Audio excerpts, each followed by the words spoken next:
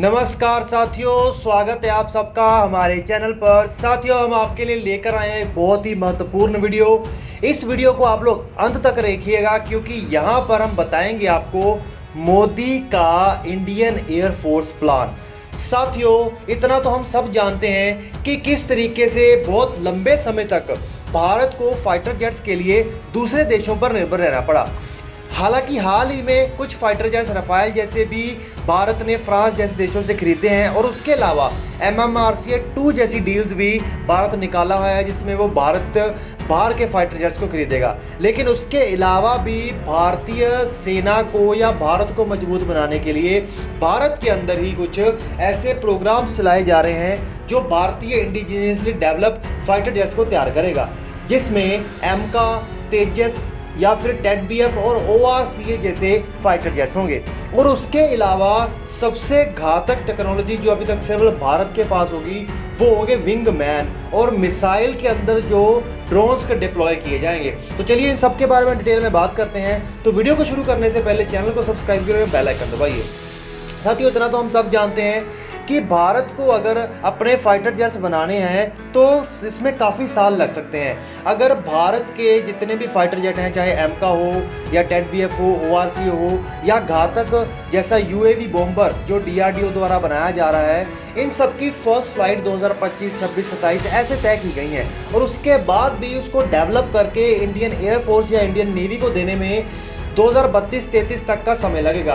तब तक के गैप को फिल करने के लिए और भारत को टू फ्रंट वॉर जैसी सिचुएशन से बचाने के लिए और भारत की बाउंड्रीज को बचाए रखने के लिए या इंडियन ओशन रीजन में भारत को संरक्षण प्राप्त करने के लिए या इसके अलावा डिप्लोमेटिक स्तर पर भारत को मजबूत बनाए रखने के लिए ज़रूरत है कोई बाहर से MMRCA-2 जैसी डील के द्वारा फाइटर जेट्स को खरीदा जाए।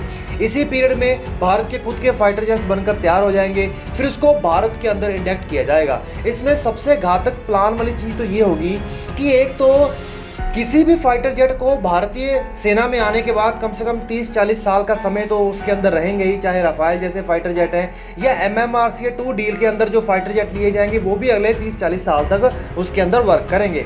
लेकिन उसके अलावा उन फाइटर जेट्स के भारतीय सेना में शामिल होने के बाद टेट-BF जैसे या टेट-BF का जो लैंड वर्जन होगा ORCA, जो कि डबल इंजन स्वदेशी रूप से तैयार किए गए फाइटर जेट होंगे। इसके अंदर स्टेल्थ फीचर भी होंगे और अंदर जो टेक्नोलॉजीज इस्तेमाल किए जाएंगी वो एमका की टेक्नोलॉजीज होंगी।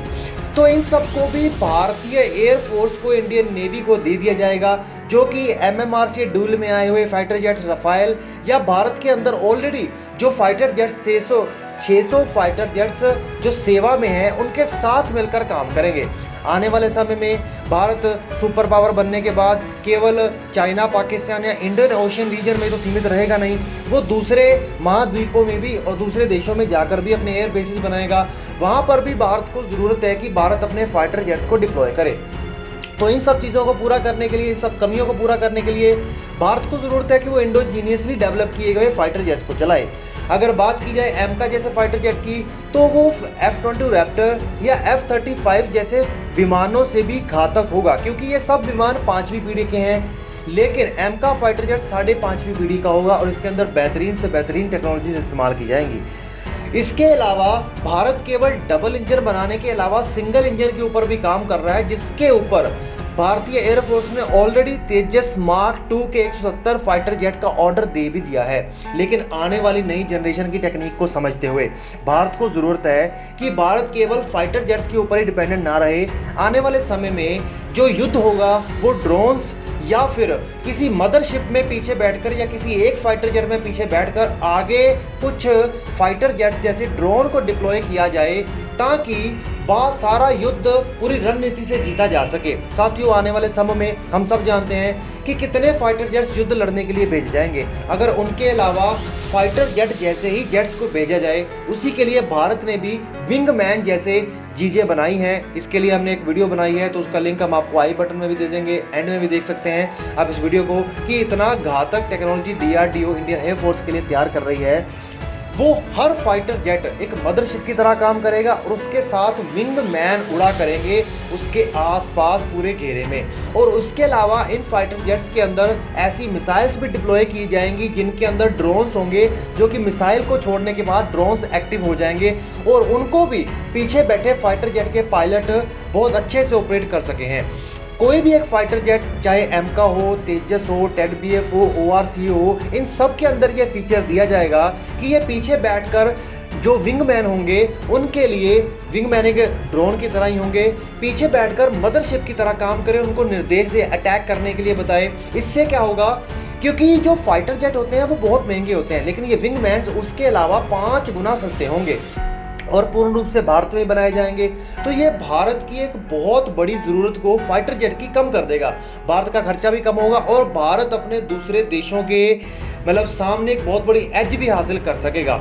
इसमें कोई डाउट नहीं है कि किसी भी फाइटर जेट को डबल सीटर होना चाहिए। तो इसमें तेजस, एमका, टेड-बीएफ, ओआरसी, इन सब के अंदर ये फीचर दिया जाएगा। उसके अलावा भारत ड्रोन के ऊपर भी काम कर रहा है, रुस्तम जैसे ड्रोन्स बनाए जा रहे हैं। या उसके अलावा भी भारत ने आज तक किसी भी देश से किसी भी प्रकार का बॉम्बर नहीं खरीदा, इसीलिए डीआरडीओ भारत के लिए यूएवी बॉम्बर भी बना रहा है। इसे भी पीछे बैठकर किसी भी फाइटर जेट से एक ड्रोन या मदरशिप की तरह इसे बैठकर ऑपरेट किया जा सकता है।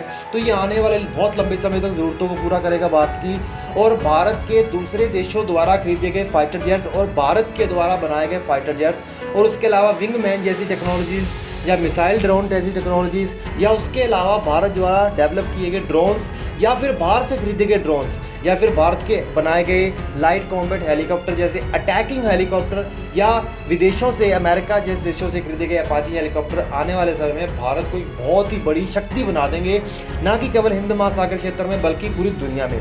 और इसके साथ साथ भारत कूटनीतिक क्षेत्र में भी बहुत बड़ी एज हासिल करेगा, क्योंकि जिस भी देश से फाइटर जेट खरीदेगा वो भारत के पक्ष में आ जाएगा। इसमें सबसे बड़ी बात तो ये है कि भारत डुअल गेम खेल रहा है कि अगर आने वाले 30 से 40 सालों के लिए भारत खुद को सिक्योर भी कर लेगा, अपने फाइटर जेट्स को भी डेवलप कर लेगा और कूटनीतिक लेवल पर भी भारत एक अंतर्राष्ट्रीय स्तर पर एक बहुत बड़ी एज हासिल करेगा। और एक बार भारत इतने बड़े स्तर पर तैयार हो गया तो इस बात में कोई शक नहीं है कि हमारे महान और प्यारे भारत के सामने कोई आंख भी उठाने की हिम्मत नहीं करेगा। तो चलिए साथियों, इसी के साथ वीडियो का अंत करते हैं। चैनल को सब्सक्राइब करिए, बेल आइकन दबाइए और हमारे साथ जुड़े रहिए।